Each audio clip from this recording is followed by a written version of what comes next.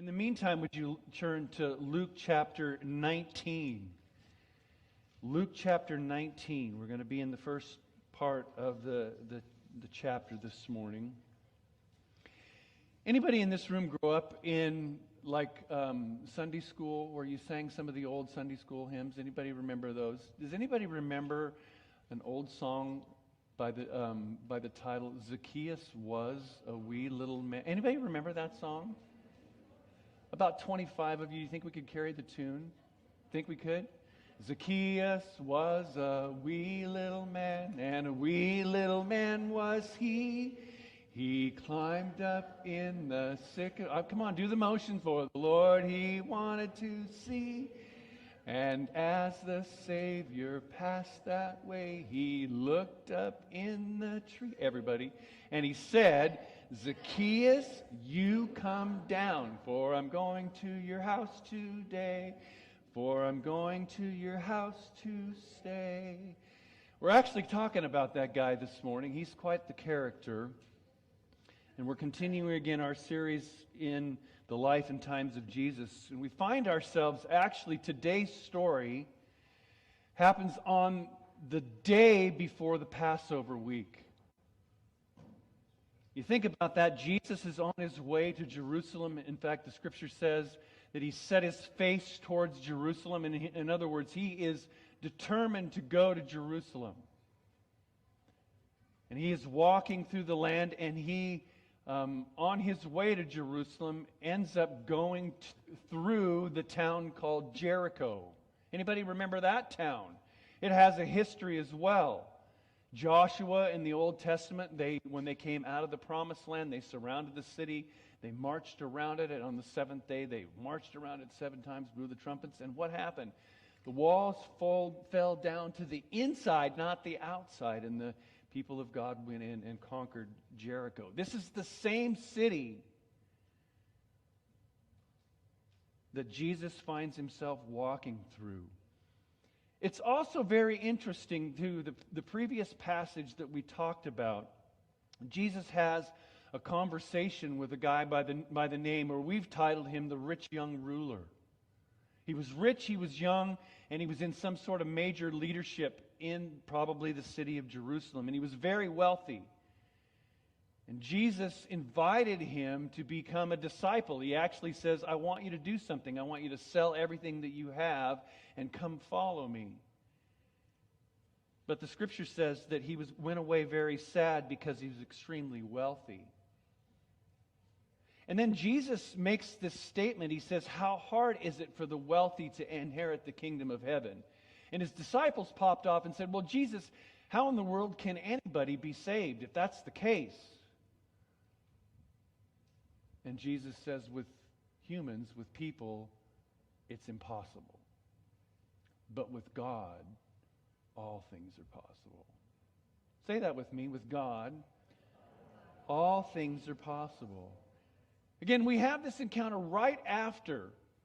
And Jesus is talking to this rich young man. And he makes this comment about wealth and how much of a detriment it is to coming into the kingdom of heaven. And I don't think money is bad. It's just our attitude towards it. So we come to this story, and it says this: Jesus entered Jericho and was passing through. That's important. Jesus, again, was on his way to Jerusalem, and he was intending to walk through the city on the way to Jerusalem. And it says that he was on his way, and again, he is looking to go and just walk through the city. Now, I'm sure that if you lived in Jericho at the time and you heard that Jesus was coming through town, you would have wanted him to stay. He was very well known. Everybody knew about this teacher, about the master. Some called the Messiah. Everybody knew about it. In fact, my guess is that the community wanted Jesus to stay there. They wanted him to hang out for a few days. He's on his way to Jerusalem. This could have been his final stop before he heads into the Passover feast. But it says that he's on his way through. He's not planning to stop. And I'm sure that was a disappointment to the city of Jericho, because who wouldn't want to house and show hospitality to this actually celebrity? Verse 2 says, "And a man was there by the name of Zacchaeus. He was a chief tax collector and was wealthy." Here again we have this theme, wealth. But we also have this other thing. He's a chief tax collector. He's not just one of the low totem pole guys. He is one of the chief tax collector. They actually call these people tax farmers. In the Central Valley, we understand what farming is. But this guy, the way that he earned his income is he had people that he employed underneath him that would be tax collectors. And what this guy, Zacchaeus, would do is he would negotiate with the Roman Empire. They would stipulate how much money Zacchaeus was supposed to collect throughout his business venture, himself and all the underlings under him. And they literally farmed taxes. They had a specific amount of authority that they could have. So when you came through town, you were taxed certain things, certain ways. They had your name on a list, and they knew exactly what everybody owed. And the way that they made their money was that they had a minimum tax they would collect, but then they would tax just a little bit over and above. And that's how they earned their income.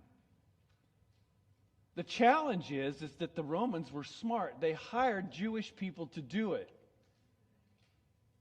Can you imagine what it was like to be a chief tax collector in a small village where everybody knew that they were making money off of your taxes and they were cheating you out of money that you had worked very hard for?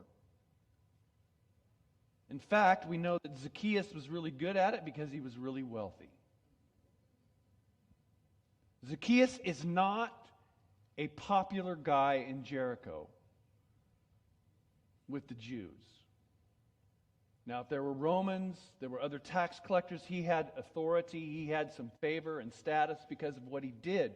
But with the Jewish people, he was not at all popular. They would have actually called him a collaborator. He worked with Rome, and he cheated his very own people. We don't know where he grew up at. He could have been from that area. But here, one of their very own is cheating them. And in an economy where everybody is pretty poor, when you are one of your own is taking from your pocket, it doesn't make you a very popular person. In fact, I was reading some historical things that many of these people, especially guys like Zacchaeus, when they were in their public areas, when they were in the booths in the city, when they were where they were supposed to be, they had relative safety because the Romans would watch over them, because that's how the Roman Empire got their taxes. But they avoided crowds. They didn't want to be in crowds because they could fit in and somebody else could notice who they were, and in the midst of the crowd could take a knife to them and off they would go. So to be around a lot of people in a very, very anonymous situation was probably not the wisest thing to do. Verse 3, he wanted to see Jesus. He wanted to see who he was. But because he was short, he could not see over the crowd. Now, it's interesting, when I was in seminary, we had a language class, and one of my professors said, it's an interesting Greek language situation here, because the translators of the text assume that Zacchaeus is the short one. But they actually don't know who it refers to. It could mean that Zacchaeus is short, or it could have meant Jesus is short too. But either way, most translators say that it was Zacchaeus who was short. He couldn't see Jesus because of the crowd. So here this guy who is not popular in Jericho, in fact, should be afraid to go into public situations because of his situation and how much everybody hated him. Here, this guy wants to desperately see Jesus, but because of the crowd, he can't. Let's just assume he's the short one. Now, I don't have that challenge. I can see in most every crowd, most everything. In fact, most people use me for a landmark. We'll meet you by the tall guy. We just follow him, just find that guy. So, Zacchaeus is so desperate to see Jesus that he does something that's completely culturally out of the norm. Verse 4 says this: "So he ran ahead and climbed a sycamore fig tree to see him, since Jesus was coming that way." Now listen, powerful men like chief tax collectors don't run in public. You just don't do that. This guy would have never, under most circumstances, run in public because it would have been a shameful thing to do. Amongst his peers, you just didn't do that. So culturally, he wouldn't have run. And the second thing is powerful men in the Middle East don't climb trees. And the idea behind it is if you climb trees, you're exposing your legs, and that's not what you did. That was a shameful thing. In fact, they wore the long robes to cover their legs, their knees, because they just didn't uncover their skin, their flesh. So Zacchaeus is running ahead of Jesus, and he decides, I'm going to climb this fig tree, this sycamore fig tree. Now, I wanted to show a picture of it. There's actually 3 trees in Jericho that they think may be the actual tree that Zacchaeus climbed. This is a picture of one of them. It's huge. This tree itself is over 2,000 years old. They bored through it and determined that it's over 2,000 years old. There's another one that actually is not alive. It's in a monastery area, and the stump of it is just huge. And then there's one more.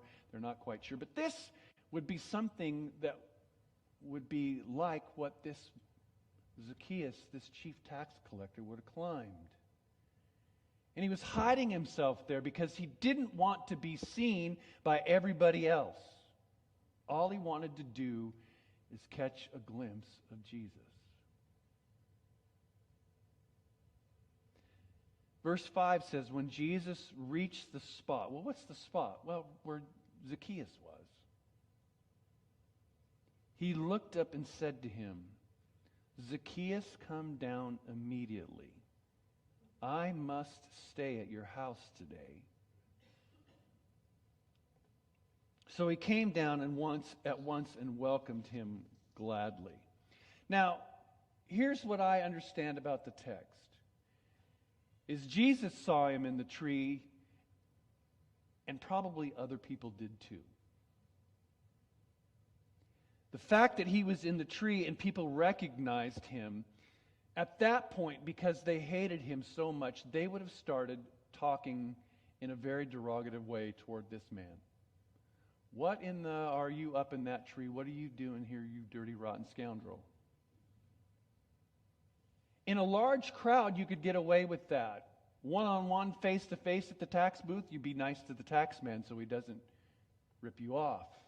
But in this scenario, you understand there's hundreds of people probably walking in the crowd following Jesus as he's going out of town. And here this rat is in the tree, and you have a perfect opportunity to yell and to say what you really feel about this guy who is a collaborator with the Roman Empire.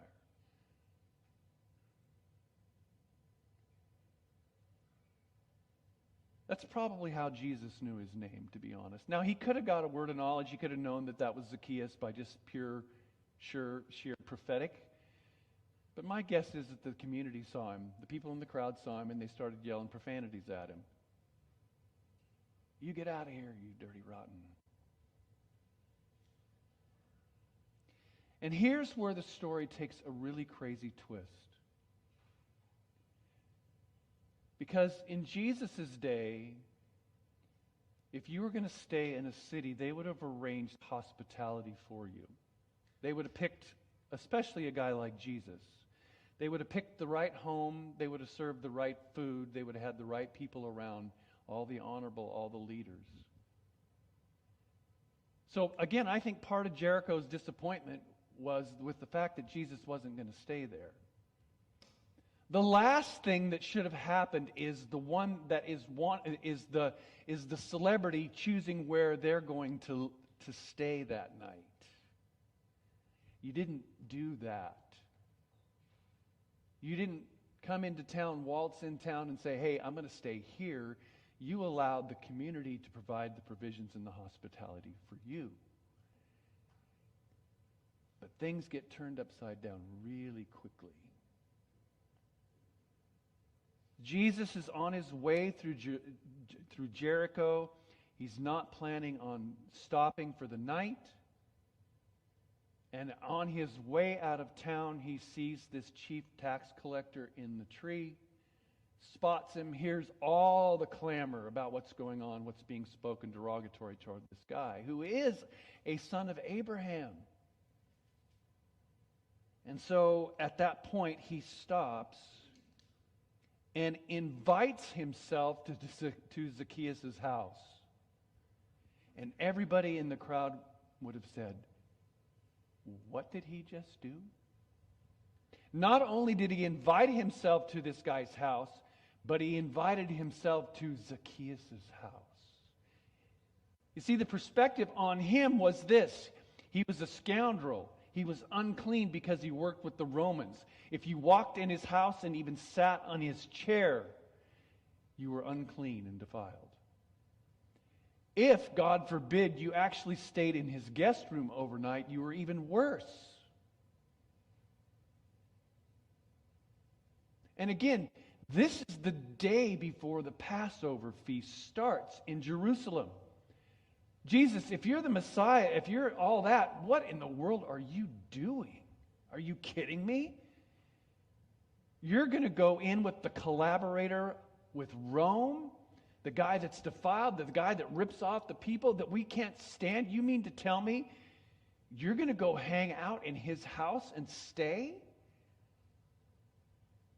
What in the world are you thinking?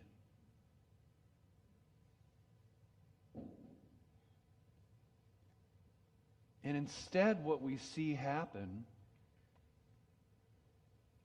is that the wrath of the crowd turns from Zacchaeus to Jesus. They've forgotten about him. And now who are they after? Jesus.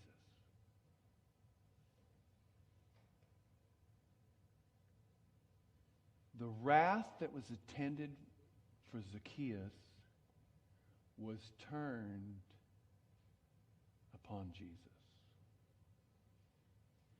Now, I don't know if that rings any bells for you. I mean, we're going into the Passover feast, the last week of Jesus' life.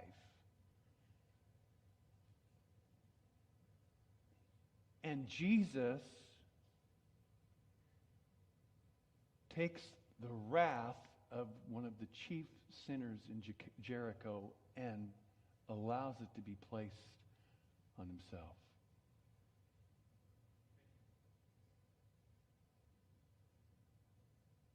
I was really struck by the fact, too, that here you have a guy that has really cruddy reputation in town with most of the religious, even non-religious. If you're Jewish, you don't like the guy.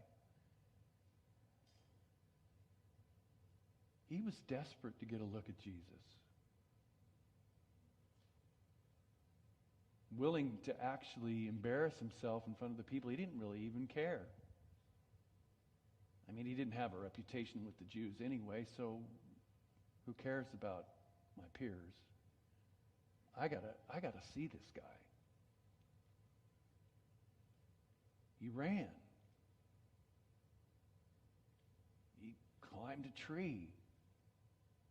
Even to this day, I read in a book by Kenneth Bailey. It's awesome. It's Jesus Through the Middle Eastern Eyes. It's just an incredible book about culture and things. They say even today, Middle Eastern men don't climb trees. They don't run if you have any status. He didn't care. I got to see Jesus. You understand that Zacchaeus had a lot of baggage. He didn't care. He just wanted to see Jesus. Pretty doggone desperate.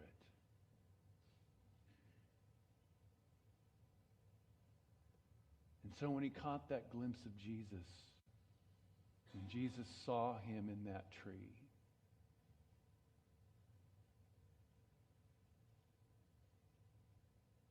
ever feel like you're like a Zacchaeus, where you're on the outs, where you don't have it all together, maybe not the greatest of reputation?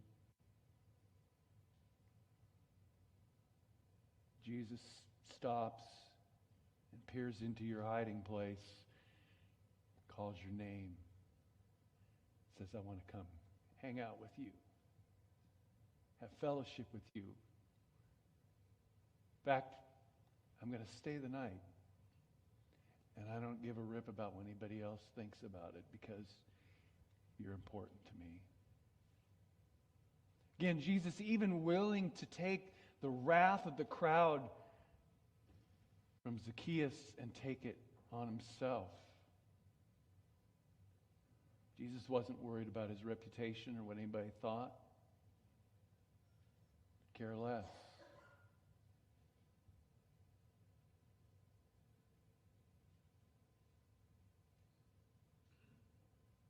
And in a few days, Jesus would take all of the wrath of God upon his shoulders. All of the sin and brokenness. All the failures and mistakes.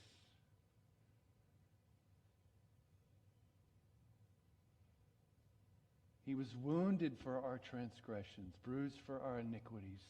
The chastisement of his peace was upon us, and by his stripes we were healed. 2 Peter, Isaiah 53. He took the wrath for our sin, yours and mine, on his back. And just like Zacchaeus made way for us to have fellowship, and for him not to just spend the night in our house, but to live and dwell eternally in the temple that he created us to be. We're going to receive communion this morning. In fact, if I could get our ushers to come.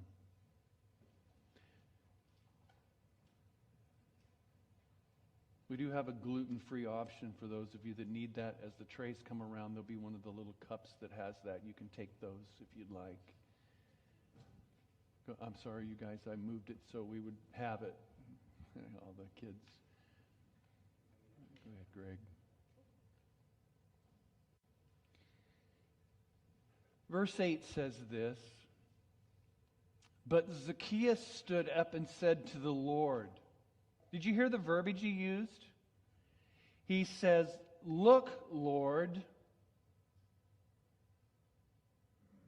The word Lord means master. Wait a minute. This is the chief tax collector and sinner in town. You guys can go ahead and start passing.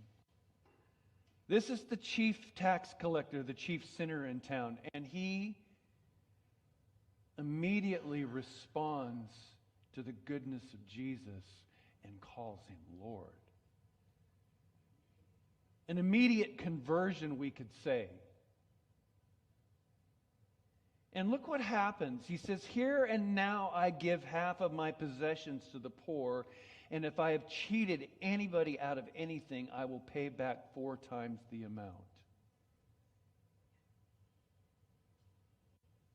Incredible transformation that happened in the blink of an eye. Jesus meets him, calls his name. He comes out of the tree, and Jesus tells him he's going to go to his house.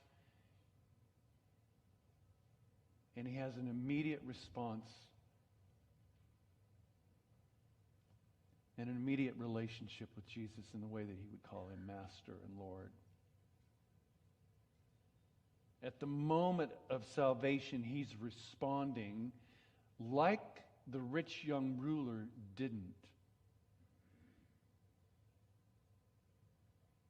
Jesus told the rich young ruler, "Give it all and come follow me." Because that was his idol. Interesting, I don't think money was as important to Zacchaeus as it was the rich young ruler, because his status isn't tied up in his money. And he immediately responds and gives half of everything that he has to the poor.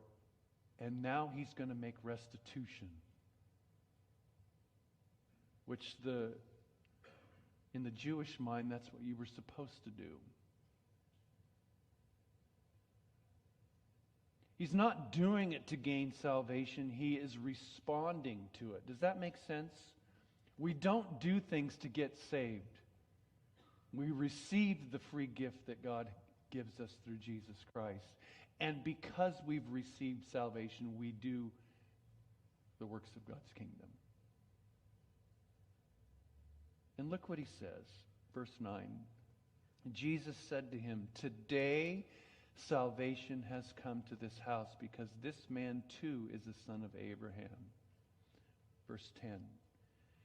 "For the Son of Man came to seek and to save the lost." For the Son of Man came to seek and to save the lost.